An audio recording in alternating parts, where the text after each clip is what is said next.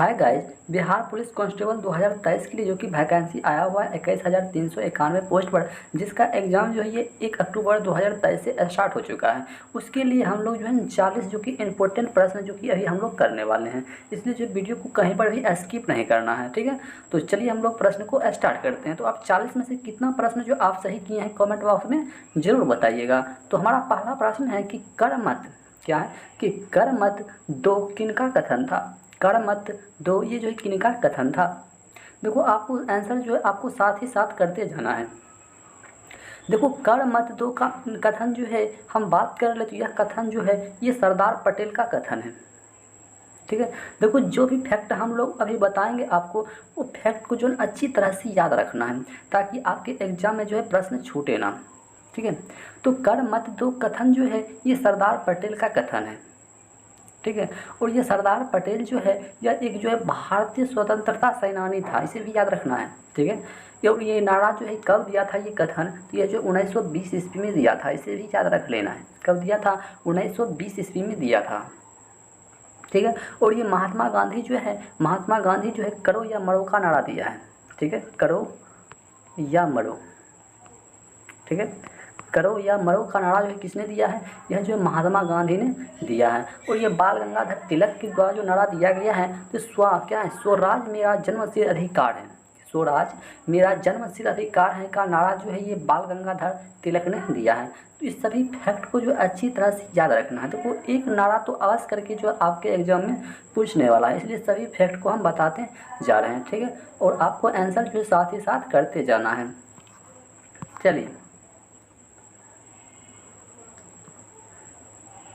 चलिए 2 नंबर प्रश्न है कि इंडियन मिलिट्री, क्या है? इंडियन मिलिट्री अकादमी कहाँ पर ये अवस्थित है? इंडियन मिलिट्री अकादमी जो है ये कहाँ पर स्थित है ये बताना है आपको। देखो यह जो है ना देहरादून में स्थित है, ठीक है। कहाँ पर स्थित है? यह जो है देहरादून में स्थित है। हम बात करें कि भी वर्तमान में भारत में जो है सैन्य अकादमी जो है कितना है भारत में, अभी वर्तमान में जो है सैन्य अकेडमी जो है ये कितना है? ये टोटल का 142 है, ठीक है। कितना है? ये जो टोटल का 142 है। तो चलिए देखते हैं अगला प्रश्न।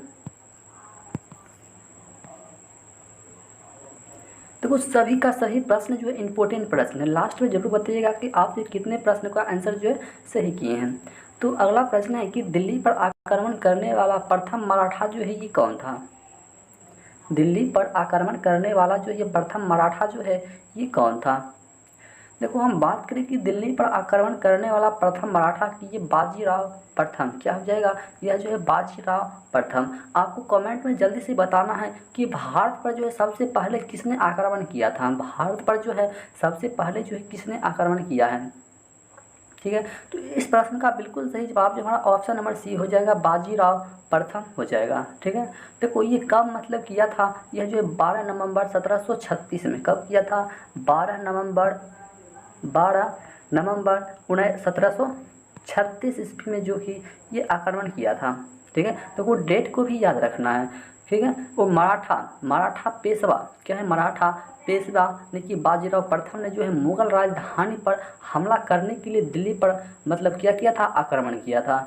इस तरीके से जो आपको याद रखना है, ठीक है। तो चलिए देखते हैं अगला प्रश्न। आपको किसी भी प्रश्न किसी भी प्रकार का डाउट हो तो सीधा हमसे कमेंट बॉक्स में पूछिए, या तो वीडियो की डिस्क्रिप्शन में टेलीग्राम का लिंक दिया गया है, वहाँ से जुड़कर आप पूछ सकते हैं। तो अगला प्रश्न है कि मौलिक अधिकार जो है किस देश की संविधान से लिया गया है? मौलिक अधिकार जो है यह किस देश की संविधान से जो है लिया गया? देखो इस टाइप का भी प्रश्न आपको एक प्रश्न जो एग्जाम में देखने को मिलने वाला है संविधान से, इसलिए जो संविधान का टोटल जो चैप्टर जो है उसको अच्छी तरह से उसको रट लेना है, ठीक है। यहाँ से 1 से 2 पक्का प्रश्न आपको फंसने वाला है, ठीक है। तो हम बात करें कि मौलिक अधिकार जो किस देश के संविधान से लिया गया है, तो यह जो संयुक्त राज्य अमेरिका से लिया गया है, ठीक है। ये जो है कहाँ से लिया गया है? ये संयुक्त राज्य अमेरिका से लिया गया है। यहाँ से एक प्रश्न पूछ सकता है कि मौलिक अधिकारों की संख्या जो है कितना है? मौलिक अधिकारों की संख्या कितना है? ये टोटल का 7 है, ठीक है। टोटल का मौलिक अधिकारों की संख्या जो है ये टोटल का कितना है? ये 7 है। तो चलिए देखते हैं अगला प्रश्न को। चलिए अगला प्रश्न बताना है कि आसियान का मुख्यालय जो है ये कहाँ पर स्थित है? आसियान का मुख्यालय जो है ये कहाँ पर जो है स्थित है ये बताना है आपको। देखो आसियान का मुख्यालय जो है इंडोनेशिया की राजधानी कहाँ है, जकार्ता। ठीक है, इंडोनेशिया की राजधानी जकार्ता में जो है इसका मुख्यालय स्थित है। आसियान का मुख्यालय जो है इंडोनेशिया जकार्ता में स्थित है। तो चलिए देखते हैं अगला प्रश्न। चलिए अगला प्रश्न है कि भारत का यूरोप से व्यापार किस जलमार्ग के द्वारा होता है। भारत का यूरोप के साथ जो व्यापार जो है जलमार्ग जो है जलमार्ग से होता है, ये बताना है आपको, यानी कि किस रास्ते से होता है। देखो सबसे ज़्यादा जो होता है ये सुएज नहर से होता है। सुएज नहर से देखो होने का मुख्य कारण यही है कि उससे जो है ना नज़दीक बन जाता है। क्या होता है कि सुएज नहर से यदि हम व्यापार करते हैं यूरोप से, वो जो हमसे बहुत नज़दीक हो जाता है और किलोमीटर में जो कि परिवर्तन आ जाता है, इसीलिए जो है सुएज नहर से ज़्यादा जो व्यापार हम लोग यूरोप से करते हैं। तो चलिए देखते हैं अगला प्रश्न को। चलिए अगला प्रश्न जो कि बहुत इंपॉर्टेंट प्रश्न है और आपको बताना भी है कि द्वितीय विश्व युद्ध के समय ब्रिटेन का प्रधानमंत्री जो है ये कौन था। द्वितीय विश्व युद्ध के समय जो ब्रिटेन का प्रधानमंत्री जो है ये कौन था। देखो द्वितीय विश्व युद्ध के समय जो ब्रिटेन का प्रधानमंत्री था ये विंस्टन चर्चिल। कौन था, ये जो है विंस्टन चर्चिल था। इस प्रश्न का बिल्कुल सही जवाब जो है ऑप्शन नंबर ए हो जाएगा, विंस्टन चर्चिल। ठीक है, विंस्टन चर्चिल हो जाएगा। देखो द्वितीय विश्व युद्ध ये कब हुआ था, तो द्वितीय विश्व युद्ध जो है 1 सितंबर, देखो अच्छी तरह से ये डेट को भी याद रखना है, 1 सितंबर 1939 ईस्वी को हुआ था। ठीक है, द्वितीय विश्व युद्ध जो है 1 सितंबर 1939 ईस्वी को हुआ था। देखो जर्मनी ने, देखो युद्ध कैसे हुआ इसको भी मतलब फैक्ट को याद रखना है कि जर्मनी ने क्या किया था, पोलैंड पर आक्रमण कर दिया था, जिसके कारण जो है 3 सितंबर 1939 को यूरोप में जो है विश्व युद्ध की शुरुआत हो गई थी। ठीक है, यूरोप में ही विश्व युद्ध का शुरुआत हुआ है, इसे भी याद रखना है। हो सकता है जगह का नाम भी पूछते, तो इसे भी अच्छी तरह से याद रख लेना है। तो चलिए देखते हैं अगला प्रश्न को। चलिए अगला प्रश्न 8 नंबर की, जनगणना का महाविभाजक वर्ष किसे कहा जाता है। जनगणना का जो है ये महाविभाजक वर्ष जो है ये किसे कहा जाता है। देखो ये 1921 क्या हो जाएगा, ये 1921 ईस्वी को जो है ना कहा जाता है। तो इस प्रश्न का बिल्कुल सही जवाब जो हमारा ऑप्शन नंबर बी हो जाएगा, 1921 ईस्वी में। तो चलिए देख लेते हैं नेक्स्ट प्रश्न को। आपको प्रश्न कैसा लग रहा है कमेंट बॉक्स में ज़रूर बताइएगा। और ठीक है, तो 9 नंबर प्रश्न है कि व्यक्तिगत क्या है, व्यक्तिगत सत्याग्रह आंदोलन का नेतृत्व सर्वप्रथम जो है किसने किया था। व्यक्तिगत सत्याग्रह आंदोलन का नेतृत्व जो है ये सर्वप्रथम जो है किसने किया था, यानी कि सबसे पहले जो है किसने किया है, तो ये बताना है आपको। देखो सबसे पहले जो है ये विनोबा भावे ने किया है। ठीक है, विनोबा भावे ने किया है। और वही पूछ देगा कि दूसरा और तीसरा कौन था। दूसरा और तीसरा यदि आपसे पूछ रहा है, ठीक है, यदि दूसरा और तीसरा पूछ रहा है तो ये जवाहरलाल नेहरू और बृहदरथ क्या हो जाएगा, जवाहरलाल नेहरू। देखो सभी को याद रखना है, दूसरा यदि तीसरा पूछ देगा तो ये जवाहरलाल नेहरू और उसके बाद क्या कहते हैं, बृहदरथ।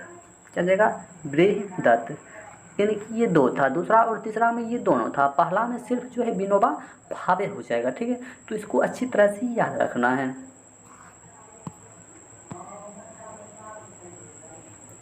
चलिए अगला प्रश्न है 10 नंबर की, पहला वित्त आयोग का गठन जो है किस वर्ष में हुआ था। पहला वित्त आयोग का गठन जो है ये किस वर्ष में हुआ था। देखो यहाँ पर ऑप्शन जो है सभी का सभी जो यहाँ पर गलत है।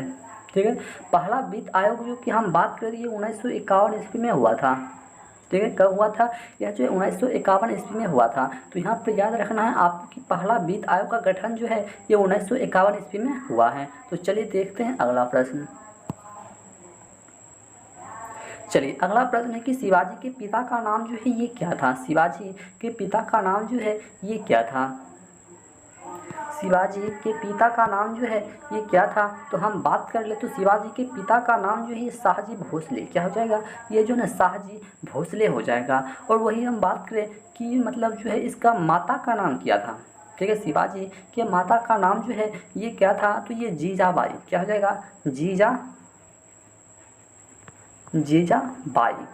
ठीक है, ये जो है ना इसकी माता का नाम था। ठीक है, माता का नाम जो है ये जीजाबाई था। ठीक है, जीजाबाई।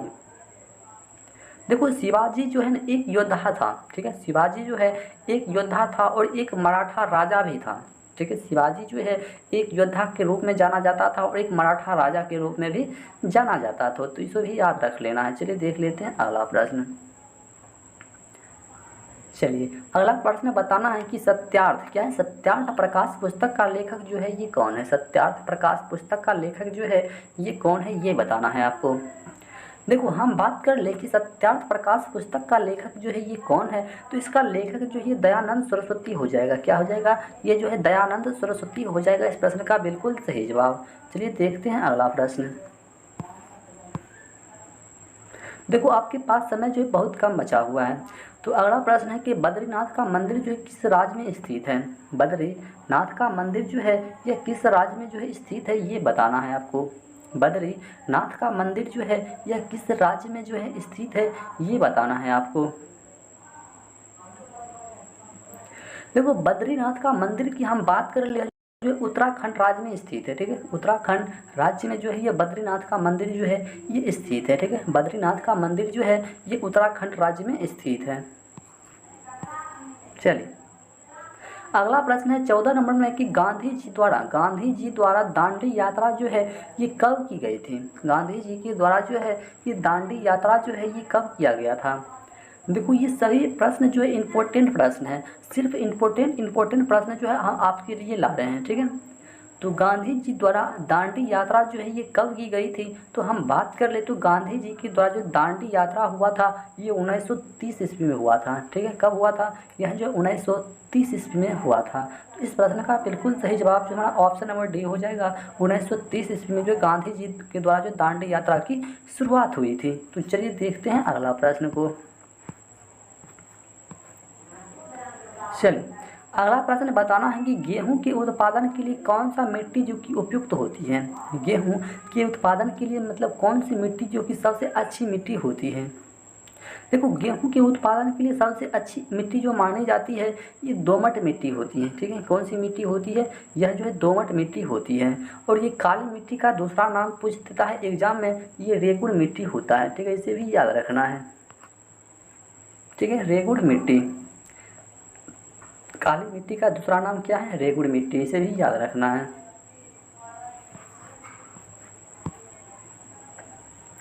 चलिए अगला प्रश्न जो कि 16 नंबर में प्रश्न है कि इंडिया डिवाइडेड क्या है। इंडिया डिवाइडेड नामक पुस्तक का लेखक जो है ये कौन है। देखो पुस्तक से एक प्रश्न आपको एग्जाम में देखने को मिलेगा कि इंडिया डिवाइडेड नामक पुस्तक का लेखक जो है ये कौन है, ठीक है। इसलिए जो आपको पुस्तक के रिलेटेड जो है आपको प्रश्न को याद कर लेना है। देखो इंडिया डिवाइडेड नामक पुस्तक का लेखक की हम बात कर ले तो ये जो है क्या हो जाएगा, तो आप जल्दी से कमेंट बॉक्स में बता सकते हैं।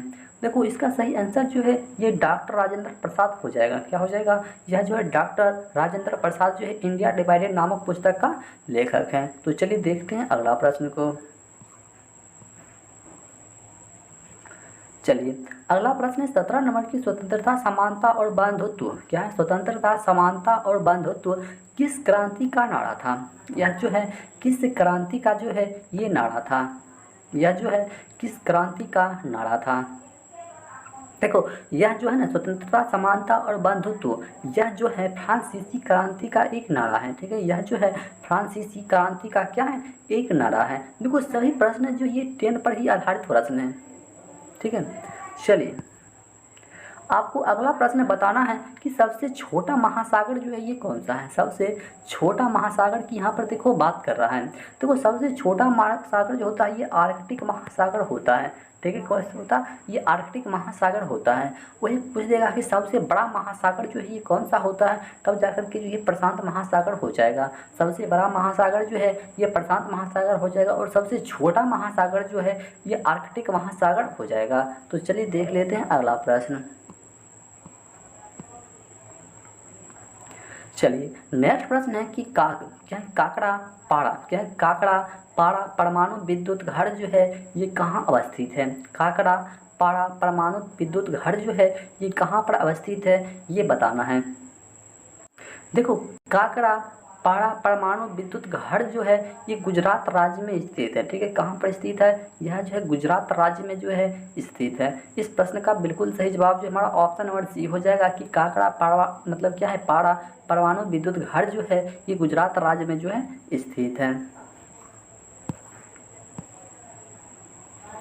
चलिए अगला प्रश्न बताना है कि भारत के पूर्वी समुद्री तट को जो है किस नाम से जाना जाता है। भारत के पूर्वी समुद्री तट को जो है किस नाम से जो है जाना जाता है, ये बताना है आपको।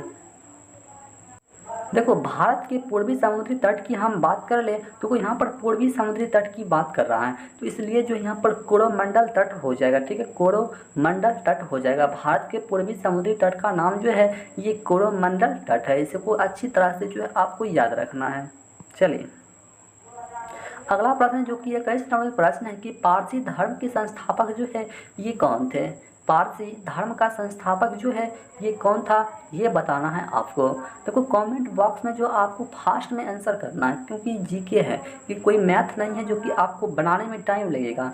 यहाँ पर जो है आपको सिंपल से सिर्फ आंसर करना है कि पारसी धर्म का संस्थापक जो है ये कौन था। देखो ऐसा प्रश्न सिर्फ आपको जो है 5 सेकंड से ज़्यादा समय नहीं लेना है। 5 से 10 सेकंड हो गया, बहुत हो गया इस सब प्रश्न के लिए। ठीक है, तो पारसी धर्म का संस्थापक जो है कौन हो जाएगा, ये जो जरथुस्त्र, क्या हो जाएगा, जरथुस्त्र। इस प्रश्न का बिल्कुल सही जवाब जो हमारा ऑप्शन नंबर सी हो जाएगा, जरथुस्त्र। पारसी धर्म का संस्थापक जो है ये जरथुस्त्र हो जाएगा इस प्रश्न का बिल्कुल सही जवाब। तो चलिए हम लोग देख लेते हैं फिर से नेक्स्ट प्रश्न को। चलिए अगला प्रश्न जो कि बहुत इंपॉर्टेंट प्रश्न है कि खानवा का युद्ध जो है किनके मध्य हुआ था। खानवा का युद्ध जो है ये किसके मध्य में हुआ था, ये बताना है आपको। देखो खानवा का युद्ध जो है बाबर और राणा संगा के बीच में हुआ था। ठीक है, खानवा का युद्ध जो है ये बाबर हो गया और राणा संगा के बीच में हुआ था। वही बात कर ले कि कब हुआ था। ठीक है, खानवा का युद्ध जो है ये कब हुआ था। देखो खानवा का युद्ध जो है ये मतलब 16 मार्च। ठीक है, 16 मार्च, उसके बाद क्या है 1527 में हुआ है। ठीक है, 16 मार्च 1527 ईस्वी में जो ये खानवा का युद्ध हुआ था। ठीक है, देखो खानवा का युद्ध जो है हम बात कर ले तो ये बाबर द्वारा लड़ा गया सबसे मतलब क्या है दूसरा सबसे बड़ा युद्ध था, जो कि पानीपत के बाद जो कि बाबर ने युद्ध लड़ा था, ये दूसरा सबसे बड़ा युद्ध था। इसको भी याद रखना है। तो चलिए देखते हैं अगला प्रश्न को। चलिए अगला प्रश्न बताना है आपको कि द विंग्स ऑफ फायर, क्या है कि the wings of fire an autobiography के लेखक जो है ये कौन है। The wings of fire an autobiography के लेखक जो है ये कौन है, यानी कि इसका लेखक जो है क्या है। देखो लेखक हो गया, पुस्तक का नाम हो गया, और किस खेल से कौन संबंधित हो गया। इस टाइप का प्रश्न जो है आपको एग्जाम में देखने को 1 से 2 प्रश्न जो है मिल सकता है। ठीक है, तो the wings of fire and auto ने की बायोग्राफी का लेखक जो है ये कौन है, आपको कमेंट बॉक्स में जल्दी से बताना है। देखो इसका आंसर जो है APJ अब्दुल कलाम, क्या हो जाएगा APJ अब्दुल कलाम। इस प्रश्न का बिल्कुल सही जवाब जो है ऑप्शन नंबर डी हो जाएगा, APJ अब्दुल कलाम।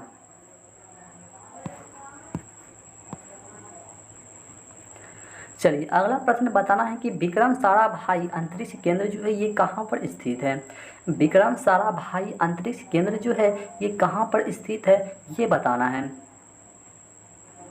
देखो विक्रम साराभाई अंतरिक्ष केंद्र जो है ये त्रिवेंद्रम में स्थित है। ठीक है, कहाँ पर स्थित है, यह जो है त्रिवेंद्रम में जो है स्थित है। इस प्रश्न का बिल्कुल सही जवाब जो है ऑप्शन नंबर ए हो जाएगा, त्रिवेंद्रम में जो है ये विक्रम साराभाई अंतरिक्ष केंद्र जो है ये स्थित है। चलिए अगला प्रश्न बताना है कि भारत के राष्ट्रपति को महाभियोग द्वारा हटाने की प्रक्रिया निम्नलिखित में से किस अनुच्छेद में वर्णित है। फिर से हम लोग प्रश्न को देख लेते हैं कि भारत के राष्ट्रपति को महाभियोग द्वारा हटाने का प्रक्रिया जो है ये निम्नलिखित में से किस अनुच्छेद के अंतर्गत आता है। देखो यह जो है अनुच्छेद यानी कि 53 के अंतर्गत जो है ये आता है। ठीक है, ये किसके अंतर्गत आता है, यह जो आर्टिकल 53 के अंतर्गत जो है ये आता है। तो चलिए देखते हैं अगला प्रश्न को। चलिए अगला प्रश्न जो कि हमारा हिंदी का प्रश्न स्टार्ट हो चुका है कि 9 दिन चले 2.5 कोस, क्या है कि 9 दिन चले 2.5 कोस, इस लोकोक्ति का अर्थ जो है ये क्या है। देखो 9 दिन चले 2.5 कोस, इस लोकोक्ति का अर्थ की हम बात कर ले तो इसका सिंपल सा अर्थ हो जाएगा कि बहुत अधिक सुस्त होना। क्या हो जाएगा कि बहुत अधिक जो है यहाँ पर सुस्त वो मतलब है। तो इस प्रश्न का बिल्कुल सही जवाब जो ऑप्शन नंबर सी हो जाएगा कि बहुत अधिक सुस्त। ठीक है, बहुत अधिक सुस्त। चलिए अगला प्रश्न बताना है आपको, विद्वान का स्त्रीलिंग रूप जो है ये क्या हो जाएगा। विद्वान का स्त्रीलिंग रूप जो है यहाँ पर पूछ रहा है, विद्वान का स्त्रीलिंग रूप जो है ये क्या हो जाएगा। देखो विद्वान का स्त्रीलिंग रूप जो है यहाँ पर विदुषु क्या हो जाएगा, विदुषु हो जाए सी हो जाएगा इस प्रश्न का बिल्कुल सही जवाब। क्या हो जाएगा, विदुषी। क्या हो जाएगा, विदुषी जो है ये विद्वान का क्या है, एक स्त्रीलिंग रूप है। तो चलिए देखते हैं अगला प्रश्न को। आपको प्रश्न कैसा लग रहा है कमेंट बॉक्स में ज़रूर बताइएगा। चलिए अगला प्रश्न बताना है आपको कि महान का स्त्रीलिंग रूप जो है क्या हो जाएगा। महान का स्त्रीलिंग रूप जो है क्या हो जाएगा। देखो महान का स्त्रीलिंग रूप जो है यहाँ पर महती क्या हो जाएगा, यह जो है ना महती हो जाएगा। महान का स्त्रीलिंग रूप जो है क्या हो जाएगा, तो ये जो है महती हो जाएगा इस प्रश्न का बिल्कुल सही जवाब। चलिए अगला प्रश्न जो कि बहुत अच्छा प्रश्न बताना है आपको कि हिंदी का ही प्रश्न है कि निम्नलिखित प्रश्नों में से अशुद्ध शब्द को जो आपको पहचानना है, कि यहाँ पर ऐसा क्या लिखा हुआ है जो कि बिल्कुल गलत लिखा हुआ है।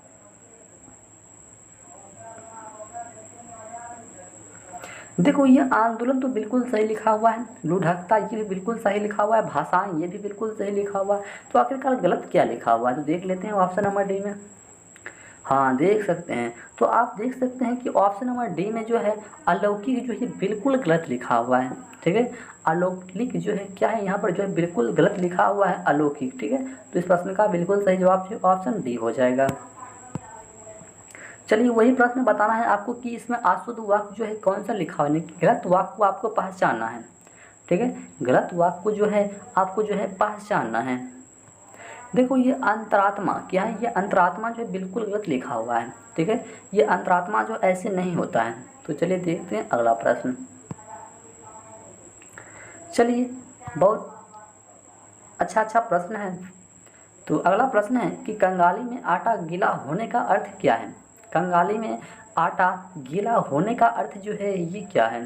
कंगाली में आटा गीला होने का अर्थ जो है ये क्या है। देखो कंगाली में आटा गीला होने का अर्थ होता है कि गरीबी में क्या होता है, गरीबी में और अधिक हानि होना। क्या होता है कि गरीबी में और अधिक क्या होना, हानि होना। इस प्रश्न का बिल्कुल सही जवाब ऑप्शन डी हो जाएगा कि गरीबी में और अधिक क्या होना, हानि होना, जो कि कंगाली में आटा गीला होने का अर्थ होता है। तो चलिए देख लेते हैं नेक्स्ट प्रश्न को। आपको ये जरूर बताना है कि 40 प्रश्न में से कितने प्रश्न जो है आप सही किए हैं। ठीक है, तो अगला प्रश्न है कि कलई खुलना का अर्थ जो है ये क्या है। कलई खुलना का अर्थ जो है ये क्या होता है। कलई खुलना का अर्थ जो है ये क्या होता है।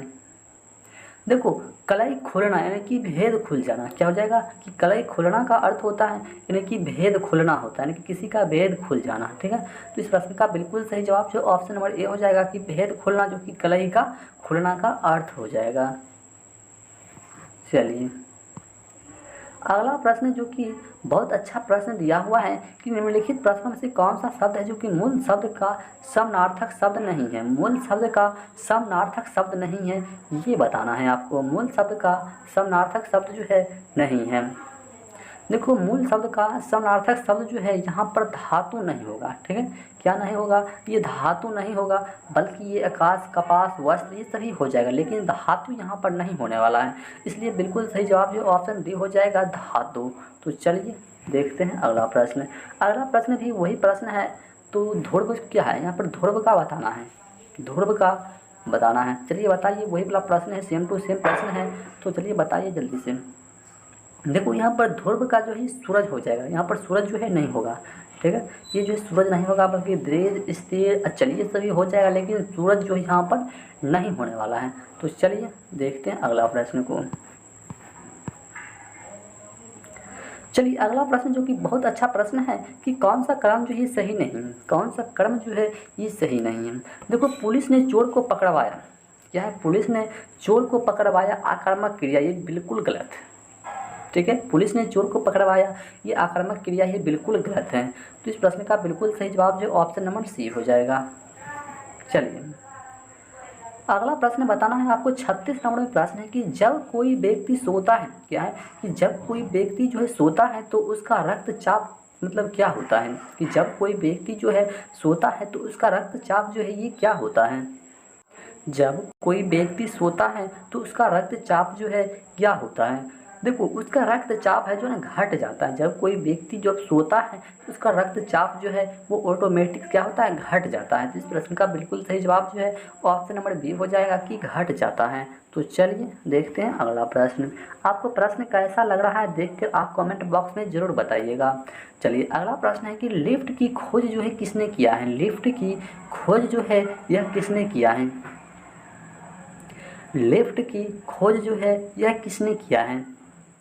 देखो, लिफ्ट की खोज की हम बात कर ले तो यह ओटिस क्या हो जाएगा, ये लिफ्ट की खोज जो है यह ओटिस ने किया है। किसने किया है? यह जो है ओटिस ने किया है। लिफ्ट का खोज जो है ओटिस ने किया है।